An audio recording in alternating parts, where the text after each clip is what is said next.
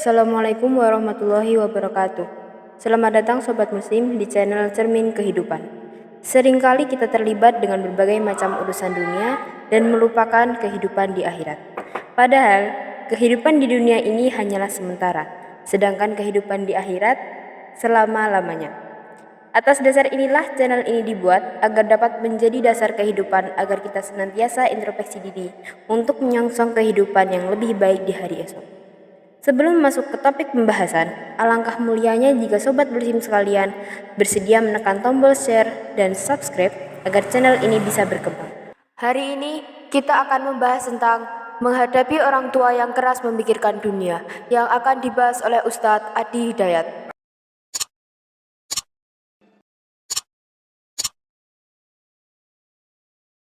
Bagaimana menghadapi orang tua yang amat keras memikirkan dunia dan memusingkan bicara dunia terus. Quran surah ke-16 ayat 125. Quran surah ke-16 An-Nahl ayat 125. Ini bagian terakhir. Ud'u ila sabili rabbika bil hikmah wal mau'izatil hasanah wajadilhum billati hiya ahsan. Jika ada orang yang belum paham tentang tuntunan agama, dipahamkan. Jangan dimarahi, jangan dicela. Bagaimana cara mengajaknya? Saya tutup. Kata Quran pertama dengan hikmah. Hikmah itu maknanya 3. 1, puncak pengetahuan. 2, kesesuaian perkataan dan perbuatan. 3, kata-kata dan sikap yang lembut dan bijak. Puncak pengetahuan, kesesuaian perkataan dan perbuatan. Yang 3, kelembutan dalam sikap dan sifat atau perilaku yang melahirkan kebijaksanaan. Langsung praktekkan. Maaf Bu, ini sudah pernah mengalami ya. Kalau ada anak-anak gitu, anak rewel macam-macam. Ibu pernah marah? Marahnya benci atau sayang? Bayi nangis rewel terus. Bayi baru lahir. Apa ibu bentak? Diam kamu gitu. Tidak. Ibu pukul? Tidak. Yang keluar apa? Sayang, kan? Dipeluk dan sebagainya.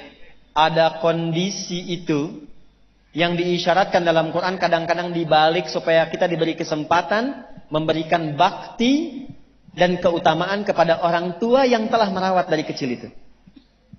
Nanti ada kondisi orang tua yang kembali kepada sifat kanak-kanak itu.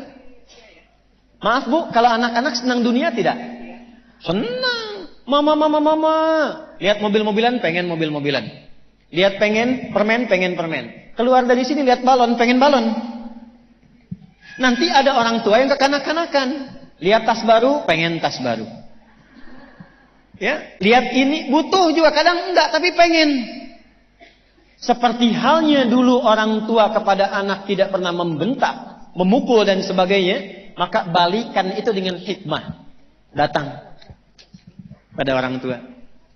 Caranya bagaimana? Puji dulu, ucapkan terima kasih dulu, praktekkan Quran surah ke-46 ayat 15. Masya Allah, rasanya tidak ada deh di muka bumi ini yang paling aku sayang kecuali mama. Terima kasih sudah membimbing, melahirkan, merawat, menyayangi. Sambil dipeluk, sambil dipijitin. Mah, tolong doakan ya, aku jadi anak yang soleh. Itu melembutkan dulu hatinya. Lembutkan hatinya dulu. Setelah itu muncul, iya anak mama insya Allah soleh dan sebagainya. Baru masuk kepada inti pembahasannya. Mah, menurut mama bagaimana? Kalau suatu saat aku dipanggil oleh Allah. Jangan bicara begitu dulu. Sudah muncul tuh ya. Iya mah, tapi kan harus siap-siap juga supaya memberikan pahala buat mama. Doakan ya mah, supaya nggak banyak sifat-sifat dunia yang melekat. Aku rajin sholat. Semua yang ada dunia berkah sifatnya. Pelan-pelan dulu. Nanti kalau sudah masuk ini baru masuk kepada yang lainnya. Aduh malu mah. Ini ada motor belum pernah dipakai ke taklim, belum pernah dipakai untuk sholat, belum pernah dipakai mengantar ke masjid, doakan ya mas supaya berkah. Masuk dari kita pribadi dulu. Biasanya kalau sudah seperti itu, maka seketika akan menjadi cermin yang menyadarkan dan tanpa diminta langsung diperbaiki. Tanpa diminta langsung diperbaiki. Saya tutup dengan contoh singkat dan cepat. Saya pertama datang ke Indonesia, lalu mengasuh pondok pesantren di Jakarta. Saya nggak perlu sebutkan namanya. Di tempat itu banyak pejabat, Bu. Qadarullah ada masjidnya. Pejabat ini rata-rata baru selesai masa pekerjaannya, pensiun lah istilahnya. Tapi rata-rata terkena post power syndrome. Jadi kalau di kantornya pejabat, di masjid pengen menjabat juga. Pengen jadi imam. Lalu berselisihlah rata-rata mereka itu. Pokoknya pengen jadi imam. Sementara bacaan belum memenuhi. Saya bilang begini, saya tes dulu, Pak. Untuk jadi imam itu, bacaannya mesti benar. Jawabannya hebat. Justru Ustadz ketika jadi imam itu supaya dibenarkan oleh makmum, katanya. Bagus, Pak. Saya bilang. Saya kasih Bapak cara supaya Bapak nanti jadi imam lebih hebat lagi. Bapak boleh jadi imam. Gak ada masalah. Khusus zuhur dengan asar dulu. Nanti subuh, maghrib, isya biarkan santai dulu, Pak.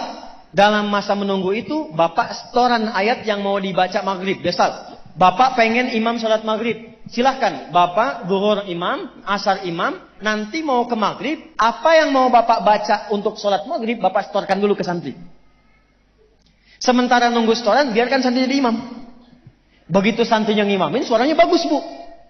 Isanya bagus juga. Subuh bagus juga. Besoknya saya bilang lagi, Pak, silahkan maghrib imamin. Gak usah Ustadz. Itu aja yang udah ada. Setelah mereka ada lebih bagus, dan lebih enak, kita naikin. Pak, jadwal isya ya, nggak usah Ustadz. Enggak, Bapak udah bagus bacaannya. Jadi begitu diberikan jadwal dan merasakan ada perubahan, disitulah kemudian terbawa untuk lebih meningkatkan bacaan Qur'annya. Sejak saat itu, yang tadinya hanya pengajian ibu-ibu, sekarang ada pengajian bapak-bapak. Untuk tahsin. Terakhir, bacakan doa Nabi Musa saat datang kepada Fir'aun. Jangan lihat Fir'aunnya. Jangan lihat lihat sifat kerasnya. Fir'aun tuh begini, Bu, sifat kerasnya. Saya nggak suka tuh dengan model rambutnya. Pisahkan kepala dari badannya. Bukan suruh cukur. Karena itulah di surat Thaha, Nabi Musa diajarkan doa oleh Allah, Rabbi syrahli wa yassirli wahlul 'uqdatam yafqahu.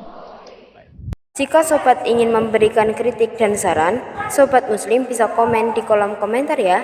Kami akan segera memperbaiki kualitas video kami agar sobat muslim nyaman saat menyimak video-video kami. Wassalamualaikum warahmatullahi wabarakatuh.